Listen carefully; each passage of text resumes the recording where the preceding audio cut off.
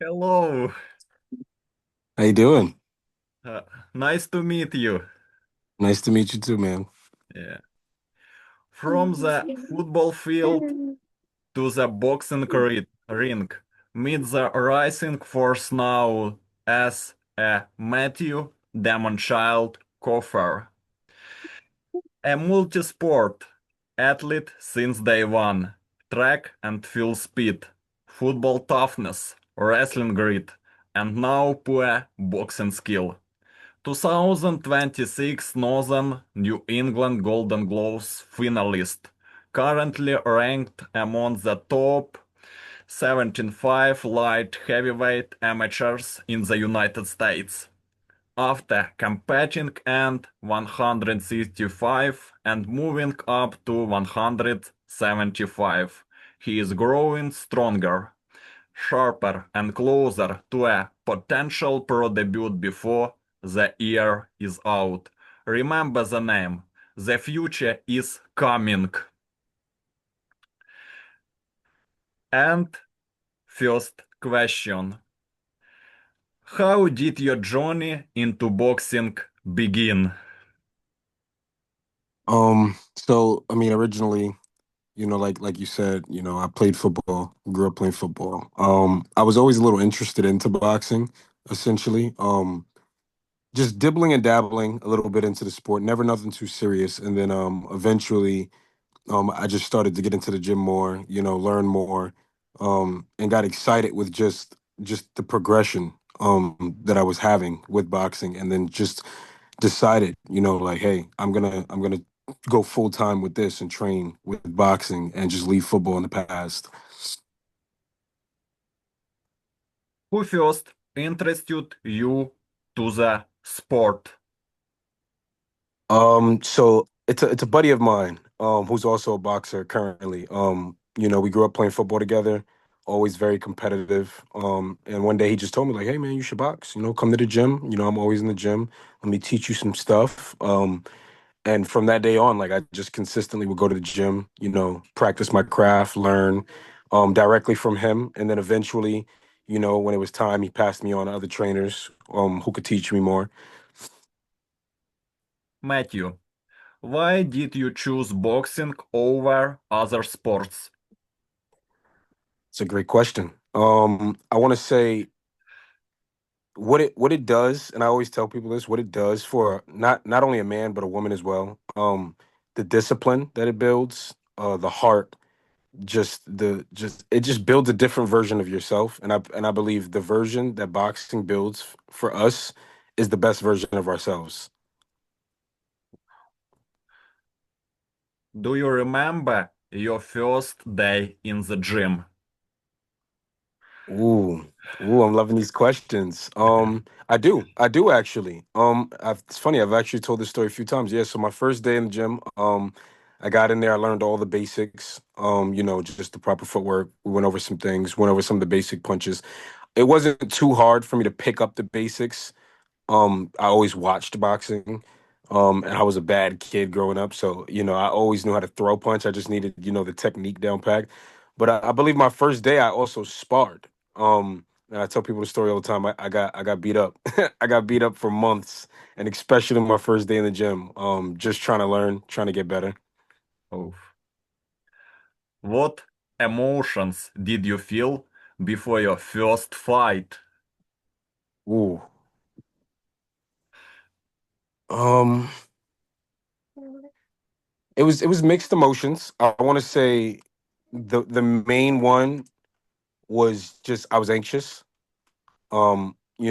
Obviously a sanctioned fight, where there's a referee, there's judges, there's people critiquing your skill, is much different from like a human being getting into like a dispute in the streets or at school or anywhere else. It's much different. You're in there with another trained individual, another trained fighter who's been practicing to beat other fighters. So it just makes it you're a little more anxious. You're definitely nervous. Um, but I was excited. What I could do. How did your family react to your decision to box? I want to say they weren't surprised. None of my family was really surprised. My mother wasn't a big fan of it. She never really liked me even playing football. She didn't like how much contact was involved with the sport. All the doctor's visits we would have to go to in and out the seasons. So she wasn't really a big fan of it. But she didn't disagree with it either. You know, she said, "I'm not surprised." None of my family was actually surprised that I took the boxing route. In my opinion, the American boxing school is the best in history. The best. When did you realize you could become a serious boxer? Um, so a lot of people, you know, would have probably obviously a different answer to this question. Mine's is probably going to be a little unorthodox. It's I want to say the first time I knew I had a chance to be a very good boxer. Um, taking my first beating, like taking a beating, and the reason I say that is because anybody can get in the ring, right, and throw a punch. Anybody can that's well trained can land a punch, but you find out if it's for you and if you're built for it when your back's against the wall and you're taking a beating from somebody. When you're not performing as well and you're taking a beating, I feel like that shows you if you have the heart for the sport. If you have the chin for the sport, and if you're gonna quit when things get tough. So I want to say after I took my first beating, it came to a professional. It was very early on when I started originally training. You know, we had this pro fighter in the gym, and you know they decided, hey, let's let you get a couple rounds with him, maybe three, and he put it on me. I mean, you know, obviously I landed some good punches, but for the most part, I took a pretty good beating in there. I was very young, but it was a learning lesson, and that I think that was the day that I was like, oh, I could do this. I mean, like, you know, I was able to stand in there even while taking a beating and just keep coming back. So I feel like you know if you have the heart when you take a beating. Yeah. Which sport helped you the most in boxing? 100% football, not even a question. Just the mental toughness, the things you got to put your body through in camp for football, um, building your way up to a season, you know, strengthening everything, working on your game. Those things mentally prepare you for the sport of boxing. Obviously, nothing's gonna prepare you as well as the real thing, but you know, I want to say take getting hit in football, being able to take a hit, those things help me, you know, transition over to boxing a lot easier. Um, and um, American American football, not soccer. Let's Yep. clarify because many Ukrainians will listen to us. Oh yeah. Oh yeah. Yep. American football. What did football teach you that you use in the ring? Footwork. That's the biggest thing. Footwork. I mean, you learn a lot of footwork playing football. American football. I grew up playing wide receiver mainly, and you know that requires a good amount of footwork to run your routes, and things of that nature. I want to say the transition from the footwork from football over to boxing was the most important. Did wrestling give you extra toughness? Yeah, I want to say yes, 100%. It did. It also wrestling also taught me some things that I was able to take back to the football field as well. But 100% you build a different level of toughness with wrestling. I mean, it's tough. I mean, you're down on that mat for a long period of time wrestling another human being. You get exhausted pretty fast, and you gotta be very well conditioned. So yeah, 100%. It definitely strengthened me in a lot of areas. And would you like to, after completing your career, perform in WWE? No chance, no shot, not at all. Nothing against it. I'm not into it. Uh, and next question. How important was track and field for your conditioning? Very. and a lot of people think when they hear track and field, like, the running aspect of it, at least people think like, oh, you're building your stamina and that's really what you're working on. Like, it really conditions your entire body. I ran the 400, I ran an 800, I ran 200s, and I ran 100s. um just your body, it really really is brutal on your body, especially when you're new to the sport. I grew a new respect for track and field athletes after my first year of running track. I was just like, these guys are strong athletes, man, because it's not easy. I am sorting out the careers of outstanding people on my channel. Muhammad Ali is my idol. Who were, who were your boxing idols growing up?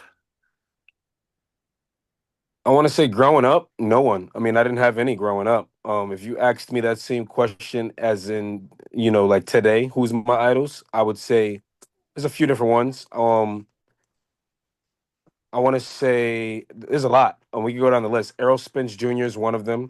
Um, Lomachenko is another one. There's so many. I have so many, and just because of what they do, their skill sets, they do a lot of good things in the ring. So I pay attention to those two mainly. Vasil, Vasily Lomachenko. Lomachenko. Oh. Um, what do you think about Lomachenko? A lot of things. When you watch him fight, I mean, you see, obviously he had a really good amateur career, tons and tons of fights. So obviously that has a lot to do with just how good he was able to transition over to the professional rankings. But I mean, I think the question is, what don't you see from him? I mean, he's got the footwork, he's got the head movement, he's fast, and he's very, very smart. His IQ second to none. the he adjusts well against any fighter. He's very tough. He's the perfect fighter. He's one of the fighters today that you could call, he was the perfect fighter. Vasily Anatolyevich Lomachenko is a Ukrainian former professional boxer. He has held multiple world championships in three weight classes, including the World Boxing Organization (WBO) featherweight title from 2014 to 2016, the WBO super featherweight title from 2016 to 2018, the Unified World Boxing Association (WBA) supervision, World Boxing Council (WBO), and Ring Magazine lightweight titles from 2018-2012, and the International Boxing Federation (IBF) lightweight title from 2024 to 2025. Why didn't Lomachenko become an absolute champion, undisputed champion? Oh, controversial here. This is very controversial. I like this. I'm loving this interview. A lot of reasons, man. I mean, like, and so the sport of boxing, man, it can get tricky. Just the way the judges view the fights, the the what they're seeing from both fighters. I mean, he had multiple chances to become an undisputed champion, and I feel like he did enough. In some of those, I think he fought, if I'm not mistaken, he fought Devin Haney, and I think that was for the undisputed. Um, don't hold me to it, but I'm very sure that's what it was for. Like I said, multiple people. If you ask anyone, everyone's gonna have a different opinion of that fight. Some people are gonna say Lomachenko 100% won. Some people are gonna say Devin Haney 100% won. But it was a great fight. It was very close. Lomachenko displayed his skills. Devin Haney displayed his. And what it comes down to, sometimes it's a tough sport, because what it comes down to is what the judges saw, and sometimes they don't see the right things.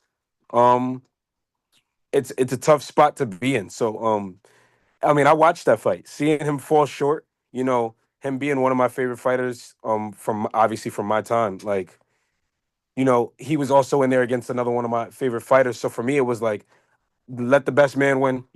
And when you fall short, it hurts. So I believe that he had multiple chances, and sometimes it just didn't go the way it should have.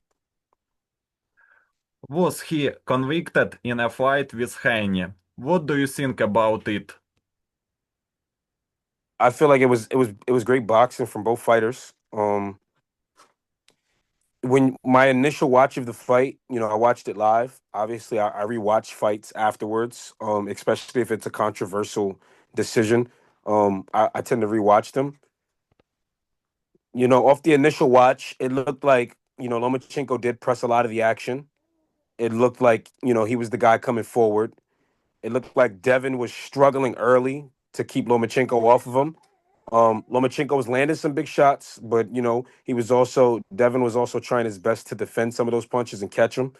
Um, and then I originally thought off the initial decision that Devin Haney did enough, and then off of the rewatch, I watched it. Can't tell you how many times I rewatched that fight. I mean, 30, 40 times I rewatched it. And then, you know, I think Lomachenko did enough to win the fight, is what it comes down to. And being a fighter now and being put in that exact position, I understand it more. And like it just comes down to just the referees they have to make the right decision, man. And you never know what they're looking for in a fight. But I think Lomachenko did enough in that fight to win that fight. Judges thought otherwise. The politics behind the sport, man, sometimes it can get you. That's why you got to show the judges clear as day, man. Like I won. I think it was just in equal rounds to give to a young and promising boxer. Yep. Yep. Did you always believe you would reach a high level? No. No. When I first started, I didn't know how serious I was gonna take the sport. And I had a lot of people work with me, a lot of other fighters, giving me great sparring. Trainers putting in some great work with me. I've had some pretty good trainers. Um, I worked with a guy. I mean, I never thought it would go this far to the point where like I'm enjoying fighting and I want to take it to the next level. I want to say as of now though, yeah, yeah, I do obviously feel like I can take it pretty far, but back then no. What motivates you to keep pushing every day? When it comes down to the training, when it's time for camps to get ready for some fights, it's hard. I'd be lying to you if I said it's not one of the hardest sports that I've ever competed in. Mentally, physically, it's very demanding.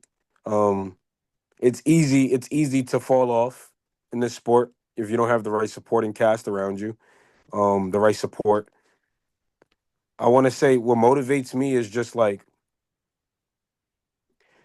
I don't like to feel like I'm gonna give up on something or if something doesn't go my way or losing a fight. Like those things re-energize me. So even the times where I feel like I'm dying out a little bit and I'm starting to feel like, oh, it's hard to keep going. Sometimes it takes for like something not to go my way to give me that boost of energy where it remotivates me again all over again. So I want to say just trials and tribulations is what keeps me motivated. Every time I struggle with something in the sport, I'm coming off of a very controversial loss recently that fired me back up. So just the things you go through in the sport, the tough things you go through, that's what keeps me motivated to keep going. You have a cool nickname. What does the nickname Demon Child mean to you? That's a good one, man. So I'm a big guy on just like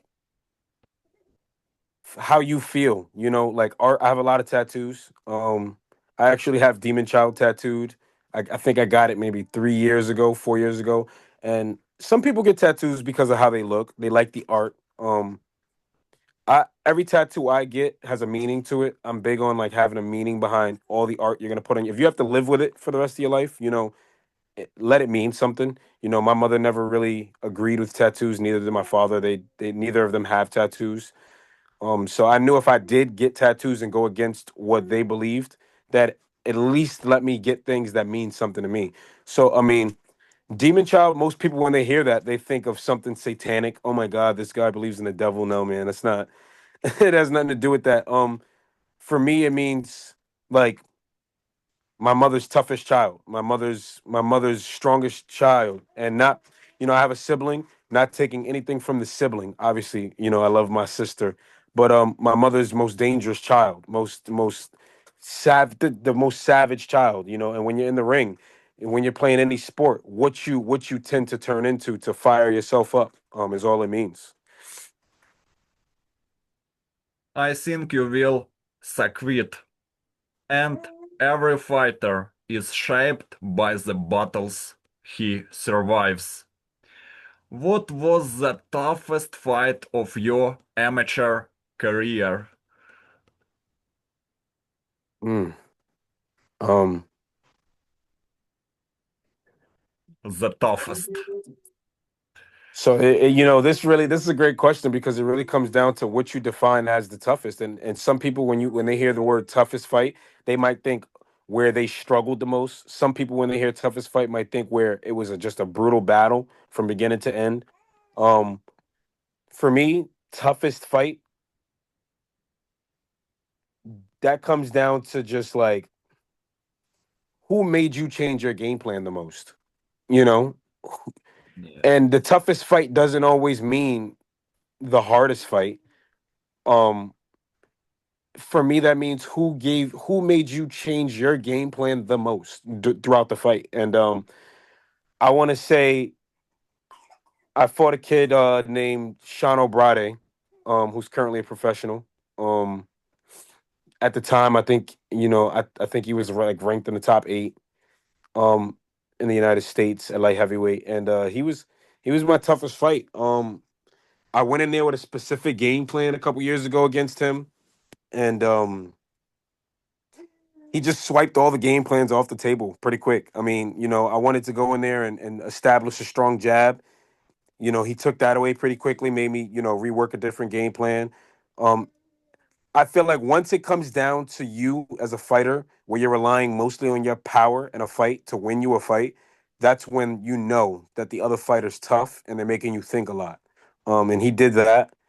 By far my toughest fight, mentally, physically, the where my body was at going into that fight, wasn't too healthy. So it was very difficult for me to adjust to certain things just with the physical state my body was in. So definitely the toughest fight with him. Every, everyone will lose. Floyd lost at the Olympics.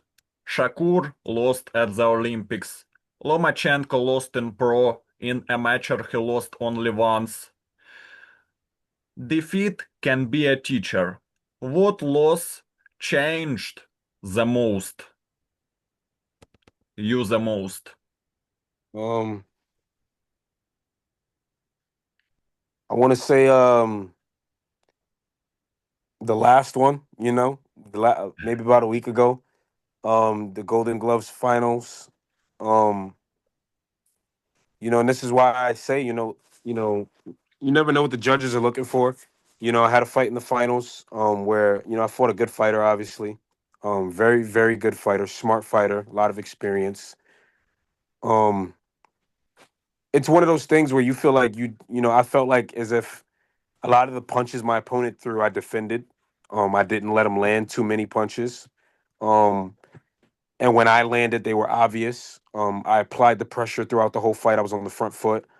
Um, it was a defensive fight between both fighters where I feel like I edged out the better defense just because he threw a lot of volume and I defended a lot of it.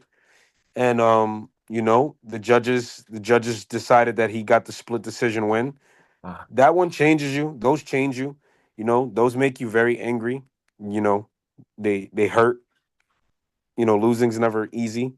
Um, I want to say the thing that it changed the most is just the way that I look at the amateur boxing. Um, you never know what the judges are looking for. It made me question myself, question what could I have done different to make that split decision go the other way. And I think it's going to change the way I attack amateur boxing throughout the next couple fights that I have. It just sucks, man, when you fall short. the judges decide the fight of the boxer. Is the split decision particularly painful? Um, yeah, it's the most painful when you take those split decision losses where because they saw it as close, the judges seen it as a close fight, and it makes you feel like you just didn't do enough. If it was that close and you just didn't do enough to make it go your way, th- those are the most painful ones in my opinion. They hurt. They hurt the most. You think about them the most. You replay the fight over and over in your head. You rewatch it over and over again. The split decision losses are the most painful, in my opinion. But you have everything ahead of you. I believe that you will win everything. Greatness is built step by step. Which victory moved you closest to your dream? See, this is the thing, right? I said a quote to someone recently, another fighter that was in the Golden Gloves in another weight class after he took a pretty big beat down to my opponent. This was in the semifinals. He took a pretty big beat down, and we were having a conversation, me and his trainer in the locker room, and I told him just because you won doesn't mean you did everything right, and just because you lost doesn't mean you did anything wrong. So as far as like a fight that has moved me closer to my goal, I would say none of them. The losses, the two losses that I have is what they will move you closer to your goals than the wins because losses will teach you something that wins just can't. You need to learn how to lose as a fighter or an athlete in general. You need to learn how to lose. Boxing has taught me how to lose. I always struggled losing in anything. Wrestling, football, especially football. I always was the player that struggled the most taking a loss, and it made me very upset, and I just couldn't handle a loss. Boxing has now taught me how to lose like a man. How to lose like a man, how to grow from it. So it's the losses that will move you closer to your goals. Pressure reveals character. When did you feel the most pressure as an amateur? Every time I'm in camp, getting ready to, Every get day. myself in shape. Every time, all the time. The pressure's never off. Um, there's always pressure because, at the end of the day, like I said, you're getting in there with another fighter who's training for the exact same reason you're training. Um, the pressure's always there. Now the pressure does pick up in certain moments, obviously, but I feel like I'm one who does very well under pressure. If anything, I think I believe I do better under pressure. Um, when your back's against the wall and you're forced to perform, I think that's when I'm at my best. Um, yeah, man, pressure makes diamonds. Medals shine, but the journey builds the warrior. What tournament are you most proud of? Ooh, this is a good one. Okay,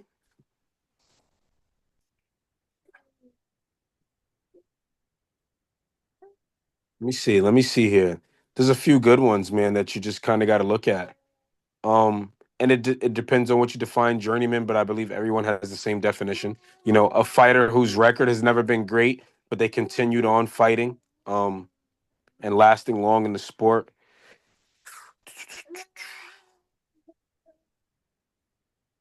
Ooh, what's this guy's name? I got a perfect one, but I can't even call him a journeyman. I couldn't. I won't disrespect that fighter like that. You know what, man? I'm not into. I don't want to disrespect any of these fighters. I have a profound respect for some of these fighters. I'm gonna say all journeymen Oh, impressed me the most, and because they are the best at essentially continuing to push on when they fall short. They last long in the sport for a reason. Obviously, they're able to show up time and time again to fight. All of them. I respect every journeyman. And the reason I say that is because you don't disrespect anybody because you could always be in their position. So I'm gonna keep it like that. I believe all of them are good in their own right. oof. Time in the ring is an investment in the future. What did amateur boxing give you personally? Experience, an experience that I'm still building to this day. You know, for me, amateurs is just a way to, you know, learn different styles of fighters, learn how to and learn yourself, learn how to adjust in certain situations, learn what you do well and learn what you don't, and then work on that. I want to say experience. Amateur boxing is just the overall experience you gain from fighting as an amateur. Is the best aspect of it all. Good. Preparation often decides destiny. Which camp prepared you the best for a big fight? Oh man, I want to say when you think about that, right? When you think about that question, you got to put into account like difficulty. Which camp was the more brutal one for you? I want to say like 4 or 5 years ago. I had a camp that was just physically demanding. Where I didn't think I honestly thought to myself like, "There's no way I'm going to be able to fight." My body was really really beat down. I was feeling really dehydrated at times. Um, I had a lot of things going on as far as like injuries with my body, but I knew this was a fight that I just wanted to have. I wanted to get back into the ring, and it was just really hard to push through. So I want to say a couple years back, man, I had a camp that was just very physically demanding. Um, and that must be my toughest one to date. Well done. Champions adapt. How has your style evolved over the years? Oh wow, I love your questions, man. They're really really good. Um, I want to say I was looking for my style. When I especially when I first started boxing, I feel like all young boxers and any fighter who's just starting out, the one thing you're gonna learn is that you need to identify your style of fighting. And once you can do that, you will become that much better of a fighter. Early on you struggle because you don't know how to attack sparring or how to attack a fight, and it's because you haven't found yourself yet.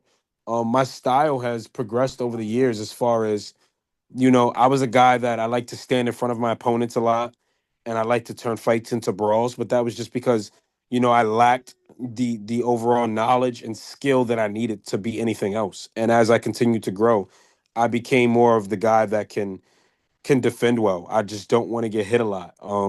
I refuse to get hit a lot is really what it comes down to, and really settle into that boxer type of style where I, hit and don't get hit, is really where I'm at. And what I appreciate the most over the years that I learned from a lot of my good sparring partners and people that I learned from, is that I can switch out of that pretty much whenever I need to. I can become the guy that can sit down with my opponent and turn it into a brawl, turn it into a fight where we're going blow for blow. I'm capable of that, but I don't have to be that. So I appreciate the most over the years, with my style development, is that I can change a fight from we're boxing to we're fighting, we're brawling. Yeah. I am interested in American professional boxing as well.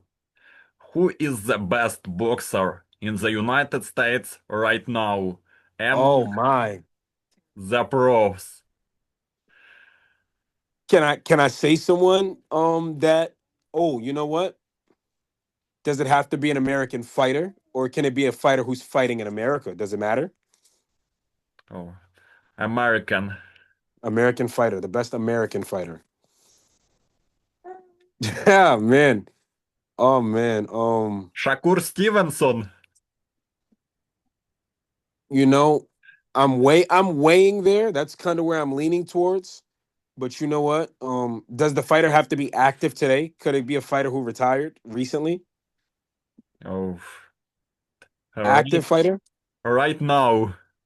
Active. Okay, yeah, I'm gonna say Shakur Stevenson. If it has to Oh, be an active fighter today, Shakur Stevenson by far. Um, what can't he do? Is kind of why I say that. What can't that guy do? He can do anything. His defense, I believe, is the best defense in boxing. People call him boring. I call him a master. Just his skill. He's mastered his skill. He's mastered the style of hit and don't get hit. I mean, if I'm not mistaken, he's one of the least hit boxers today. Um, Shakur Stevenson for sure. Oof. And Gervonta Davis. Mm, Do you want to see the fight between Gervonta Davis and Shakur Stevenson? 100%, 100%. You have to want that fight. Anybody who's a boxing fan, a fighter, doesn't matter what you are, you gotta want to see that fight because I mean, you have a puncher. You have a guy who doesn't have a high output, a high volume. He's not a high volume puncher, but he's an accurate puncher. Javante Tank Davis, when he punches, he wants to be accurate, and he wants it to mean something when he hits you. He's not just throwing empty calories, is what I call it, empty punches. And then you got Shakur Stevenson, who's very similar but more defensive. I don't think the power is the same by any means. I do think Javante Tank Davis is the bigger puncher. They're both good defensively, but I think Shakur Stevenson's defense is better. I think Shakur Stevenson might be the smarter fighter. It's just a fight that you have to want to see it. And I think both of them want that fight. Will it happen? I don't think it will. I don't think we should all wait on it. I don't think it's gonna happen. Gervonta Davis was taller than Shakur for a long time. Gervonta Davis, he has held the International Boxing Federation IBF Super Featherweight title in 2017, the World Boxing Association WBA Super Version Super Featherweight title twice between 2018 and 2012, the WBA Super Lightweight title regular version in 2021, the WBA lightweight title from 2023 to 2026, and regular version from 2019 to 2023. Why don't they do this fight? Um, it could be a lot of reasons. My main thought is that it's just you got to put a lot of money on the table for both of those fighters to make that fight happen. There's got to be a lot of money on the table. Neither one of them, I believe, have anything to prove at this point in their careers. Tank has nothing to prove to nobody. Shakur has nothing to prove to nobody.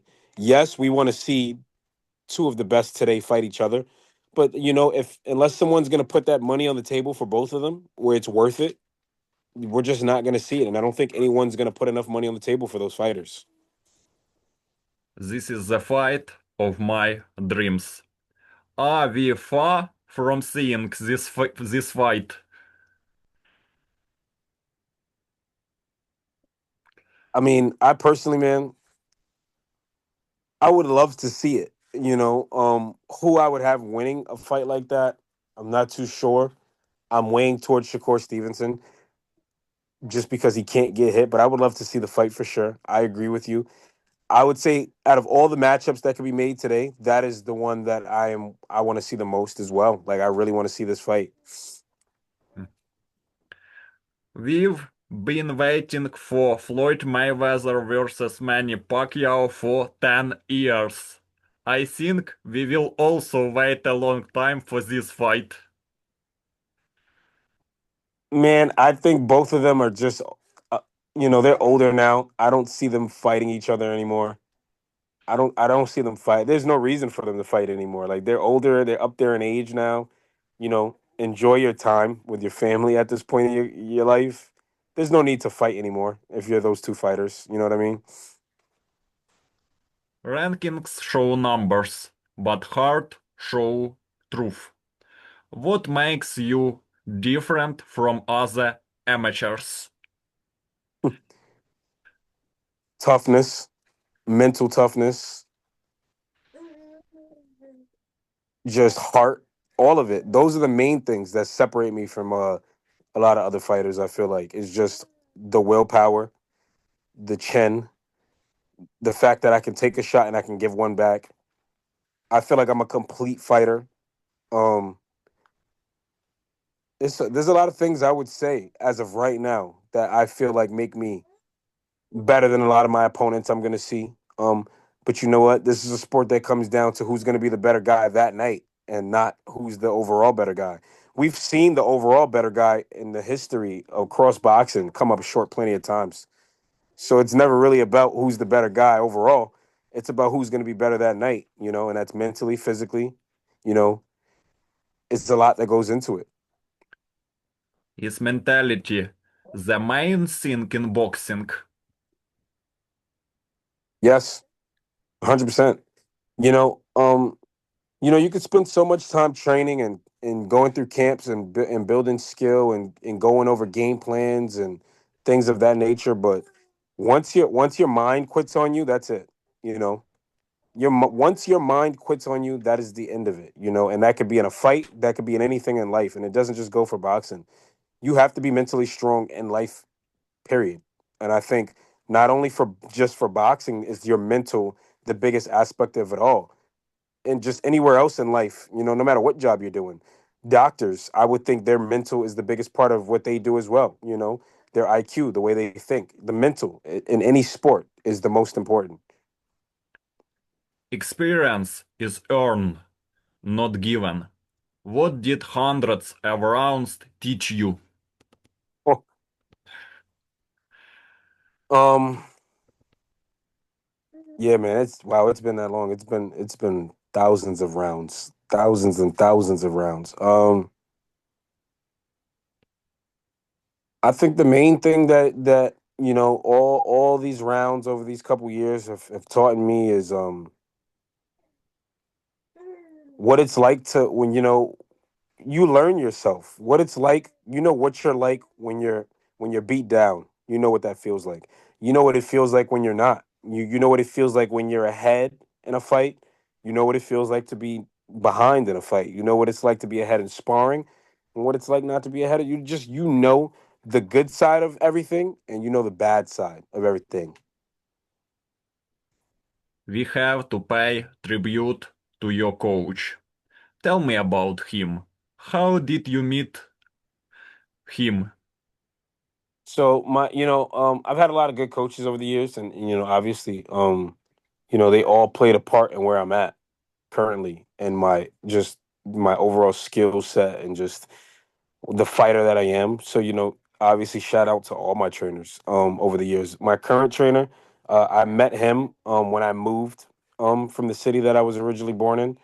Um and upon moving, I needed to find a new trainer obviously. And I walked into a gym, Jazz Boxing, and I spent the day there just working out and I got introduced to my trainer currently. And ever since we've just worked together ever since. He's been training me ever since, working my corner, showing up to fights, getting me prepared for fights, working through everything with me in camp. So, I mean, that's how I met him, moving from where I was originally born. Numbers can open doors, but hunger walks you through them. What does being in the top 17 fight mean to you? Nothing at all. I know that sounds weird, but it means nothing to me. Numbers, I'm not really a guy. I'm not a numbers guy. I never cared about numbers. Whether you're in the top 10 or the top 100, the top 75, none of that means anything. Those are just numbers that someone else controls based on their opinions of the overall division. And their opinions don't mean anything to me, to be honest. So it could have said top 10, being that it is top 75. Yeah, that's awesome, but it means nothing. Um, it's what you do every day and every time you step into the ring to fight in every camp that should mean something to you. The rankings, they're just numbers. Respect is earned in action. Do you feel you deserve a higher ranking? 100%. Of course. You know, there's guys that are there's not I don't believe there's 74 light heavyweights in the country better than I am. There's not. There just isn't. Any fighter is going to tell you that. Will the rankings go up? It depends on how long, how much longer I stay amateur, but I could see myself working those numbers up for sure. But like I said, I don't really care about rankings too much. Yeah, it's nice to be, considered top 75 in the country. at the light heavyweight division. That's nice, but you know, those are just numbers that someone else is controlling. You know, those numbers mean nothing to me. Who knows? As far as I'm concerned, as long as I'm preparing myself well for my next fight, whenever that may be. That's all that matters. And a new division is a new world. What changed when you moved to 175? A lot changed. I mean, your opponents are stronger. Um, Nothing that you can't handle, but they're stronger for sure. I want to say it's less physically demanding on my body during weight cut. Um, Obviously meeting 175 is easier than getting down to 165 or 168, whatever it may be. It's much easier to cut weight, which is great. I could make 168, 165, whatever it may be. I can make the weight class below me if needed be. I just choose to sit down at 175, where I'm comfortable and I don't have to, drain my body too much to make the weight. But the biggest change moving up was height and power of your opponents. That's really it. Dmitry Yuryevich Bivol is in Haha. this weight category, one of my favorite boxers. How do you like Dmitry Bivol? He's one of my favorite today. His style is very tricky. He's got a very tricky style, but he's got a strong chin. He's another fighter that I watched a lot of today, um, especially when he fought Beterbiev. So yeah, Bavol's one of my favorite today. His style's very tricky. He's got a strong chin. He's got a good gas tank. I like that bouncing style he's got. He's got a great jab. He's a good fighter, very good fighter. You want to see the Bivol Benavides fight? Your predictions? Bavol versus Benavides. Yes, David Benavides. Oh man, Benavides is another fighter I watch a lot too. Um, you know, I like both fighters, but I've told people this. Benavides is a different monster. You know, Bavol's very skilled, but Benavides has something that if you have this as a fighter, and I like to call it kill switch, killer instinct. When he turns it on, when Benavides turns it on, if you watch any of this guy's fights, when he turns it on, it's on. He can change a fight from boxing to a brawl really quick. And I don't think anybody wants to sit down and go shot for shot with that guy. So I would say I could see Benavides winning that fight against Bivol if that was ever to come into fruition. Will Bivol be more difficult with Benavides than with Beterbiev? Yeah, he would 100% be more difficult. And I think because I Bivol's a fighter that he seems to adjust well to different styles. And I think I could see him, obviously watching tape and becoming comfortable with what he needs to do against a fighter like Benavides. I think he would be very difficult. It would be a he would make the fight very difficult. Um, Bivol is called the father of Mexicans. Of course, it's a joke. Growth brings new challenges. What was the hardest part of going up in weight?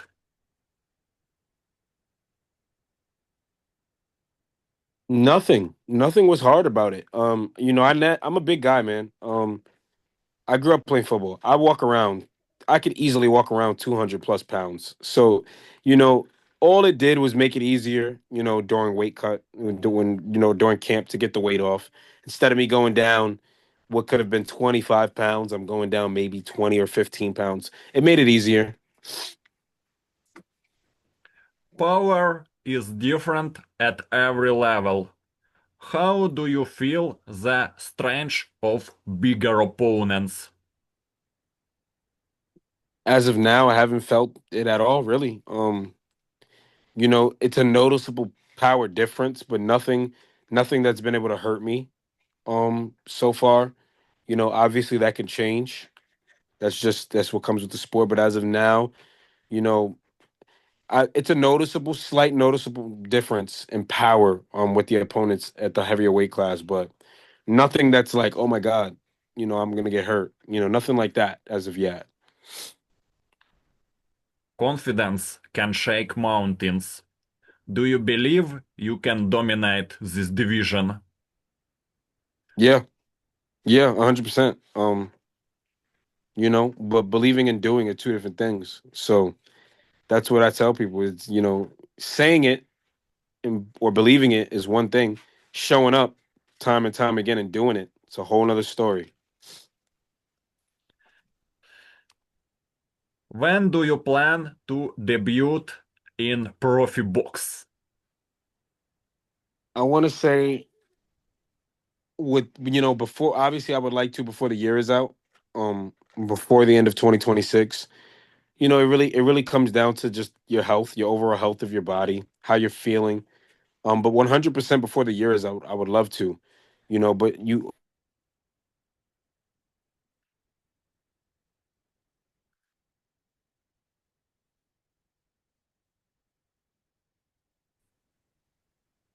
Oh.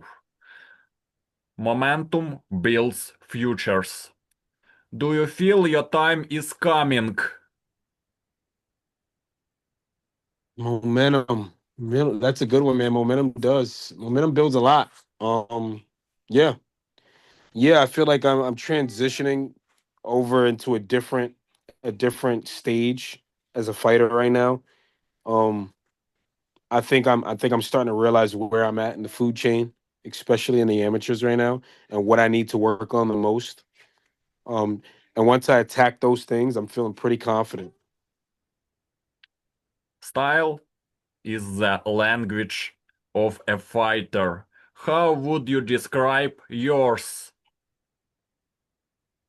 I would say tricky is the biggest, very tricky. Because you know I can come forward, I can go backwards. I can sit down and brawl with you, or I could just try my best not to let you touch me at all. I would say a tricky style. I think I'm an adjuster. I think I adjust well to different styles. As you can see, I was without light for a long time.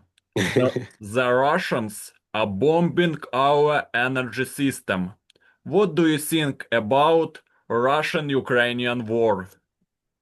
I think war, see, I love this. This is a good question. War, I don't know, man. War is stupid to me, personally.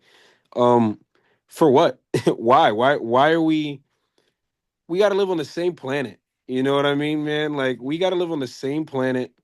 War for what? What could be that serious that can't be talked about verbally that anybody needs to go to war with anyone? I just think war's stupid. I think more people need to normalize having conversation when there's disagreements. Sit down, have a conversation over a beer. You know, there's just different ways to handle things, and I just don't. The way this planet has been, especially more recently, it's uncalled for. I think it's stupid. I think war is stupid. The United States helps us a lot. Trump vows to end this war.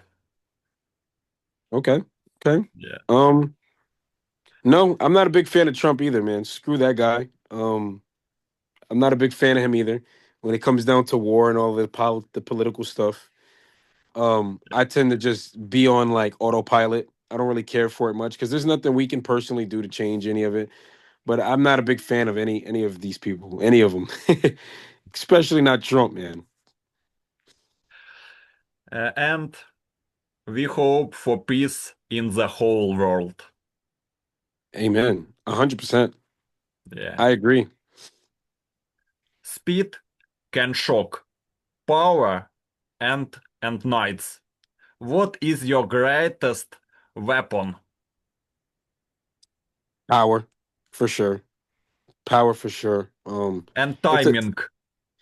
It's a tricky power. It's tricky to figure out. But yeah, definitely timing and power are big, especially in my game. Yeah. Calm minds create chaos. How do you stay composed under fire?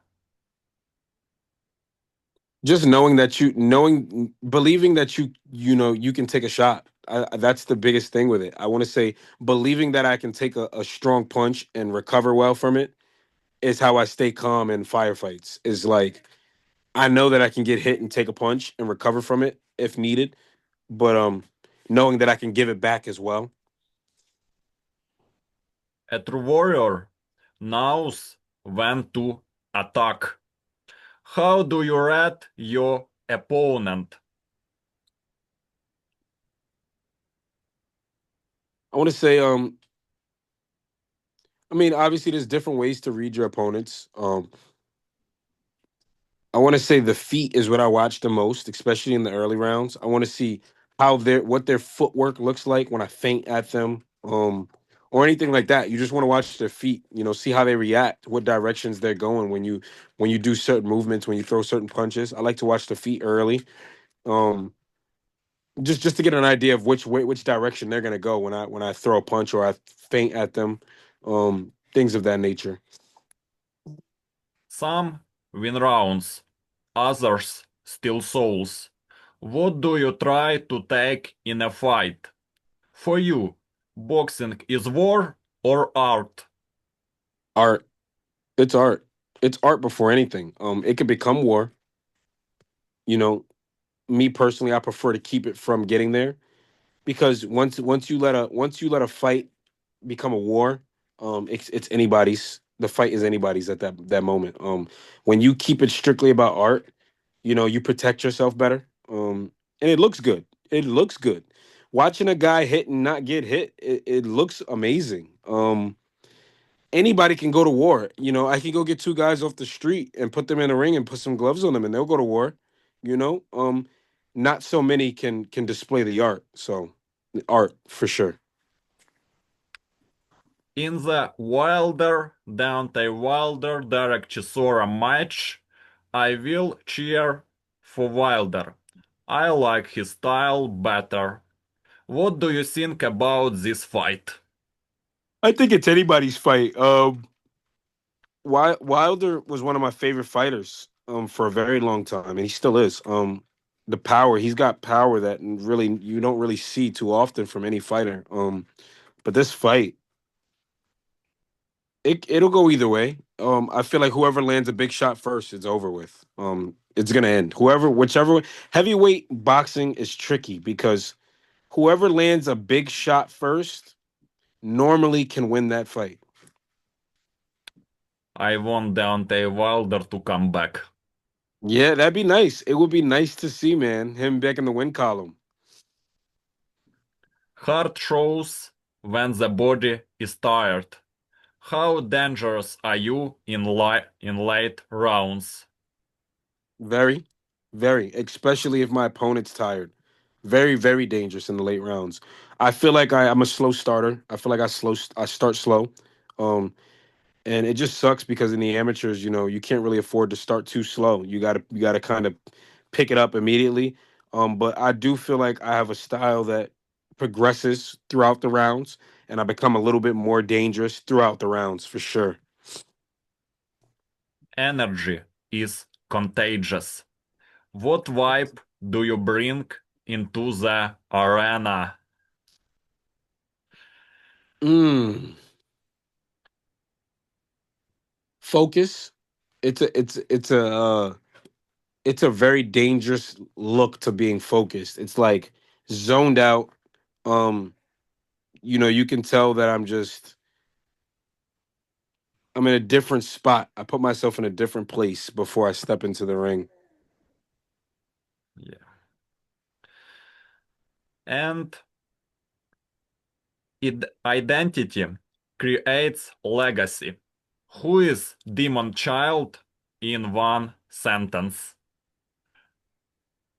A savage, an animal, anything of that sort. A machine. Anything that would describe physical and mental toughness would describe me in one word. And the future belongs to those who dare to call it out. What fight do you want to see for yourself in 2026? I want a rematch with the kid that I just fought recently in the finals. That's what I want. Like I said, split decision losses bother me. The kid comes from a good gym. I would like to fight him again. I would like to run it back, um, and show him a different version of myself. And the question is like a boxing fan. What fight is the most anticipated for you this year?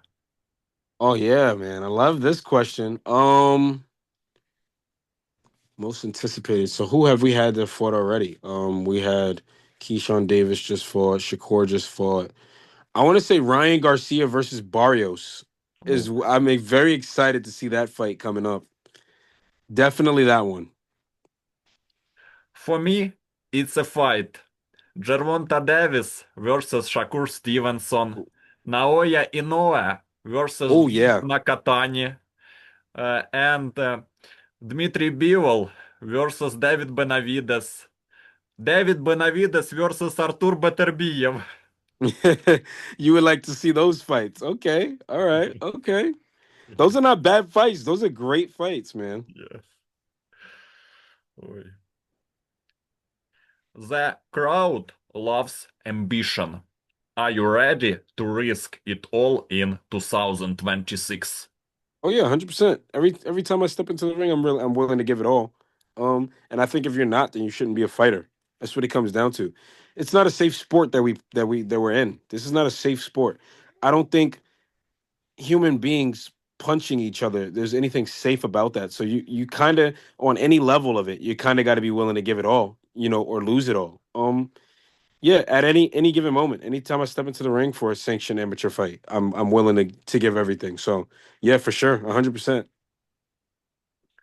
If you could choose the arena, the date, and the rival, what would your dream fight look like?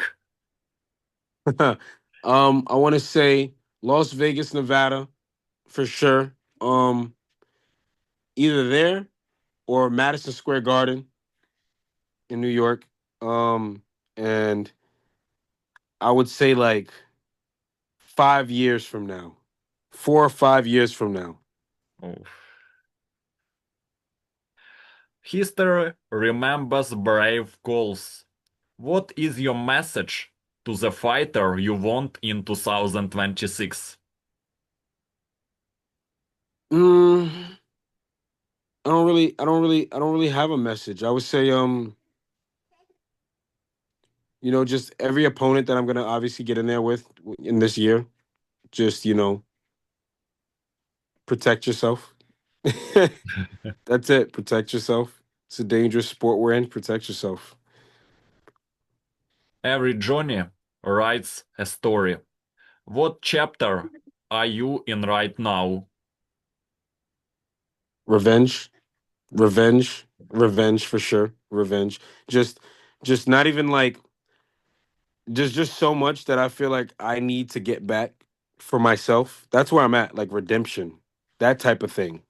Um, um, it's just so much that's owed to me. I feel like, especially for myself, I want to get revenge for the things that I should have done a long time ago in the sport, and where I could have been up until this point. That's the chapter I'm in right now. Just destruction. That fits it better. Destruction. That's the chapter of where I'm at now.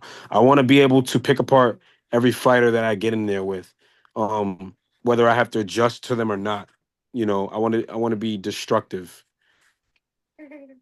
Nothing great is built alone. Who deserves your gratitude today?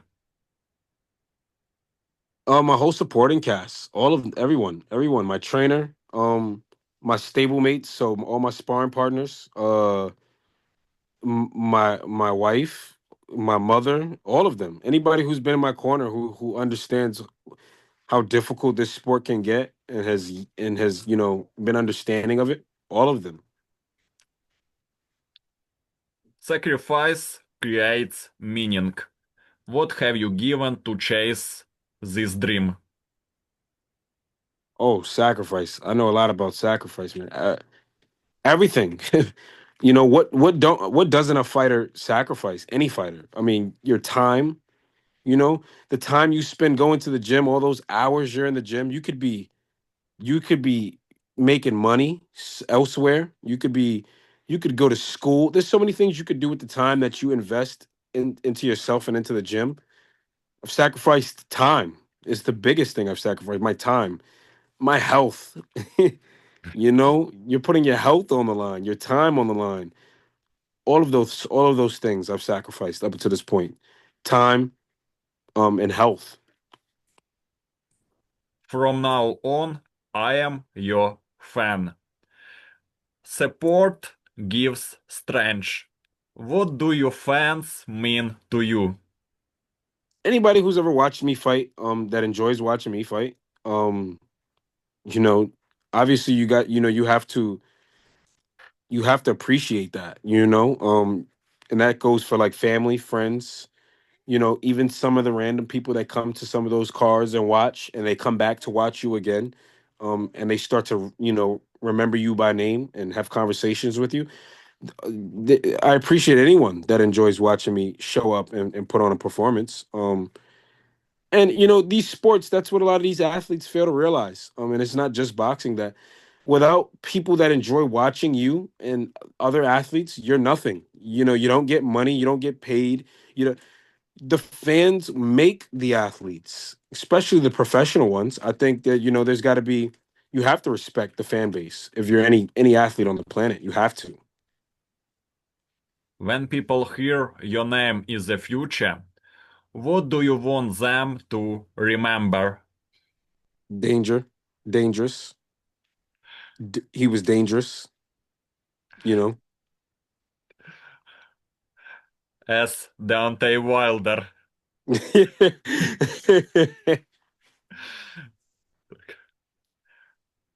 Cameras are on.